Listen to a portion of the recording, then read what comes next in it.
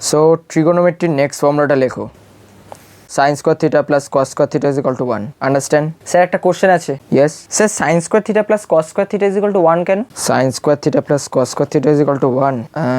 দেখো এটা তোমাদের সিলেবাসে নেই, তো এটা এখন না জানলেও হবে, ঠিক আছে? স্যার লাগবে না পরীক্ষায়? যেটা পড়তে বলেছি সেটা করো। পরে গিয়ে তো একটা অসুবিধাও হতে পারে না। বাংলা কথা কি বোঝো না তোমরা? বাট স্যার কনসেপ্টটা তো ক্লিয়ার হওয়া দরকার না? এখন কনসেপ্ট ক্লিয়ার করতে হবে না, চুপচাপ যেটা করতে বলেছি করো না। Okay sir. এই ট্রিগোনোমেট্রি টপিকটা কিন্তু খুব ইন্টারেস্টিং, তো ভালো করে এটা পড়ো, এখানে অনেক মার্কস পাওয়া যায়। স্যার ট্রিগোনোমেট্রি যেটা পড়ছি আমরা, আবার কি কোশ্চেন তোমার? ট্রিগোনোমেট্রিটা কোন কোন জায়গায় অ্যাপ্লাই হয় যদি একটু বলেন।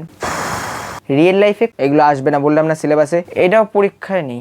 এক কথা বারবার ডিস্টার্ব করে যাচ্ছে। মানে স্যার আমার একটা জানার ইচ্ছা ছিল না, আমি জেনে কি করবে? তো স্যার জিজ্ঞাসা করবো না ফর্মুলাগুলো কেন হচ্ছে। ট্রিগোনোমেট্রি অ্যাপ্লিকেশন ইম্পর্টেন্ট টপিক, সন্ধ্যেবেলা এসো, নোটস দিয়ে দেবো, ঠিক আছে? এইগুলো স্যার ঠিক নয়। তুমি তো সব জানো, তাই তোমাকে আমি জানানোর প্রয়োজন বোধ করছি না।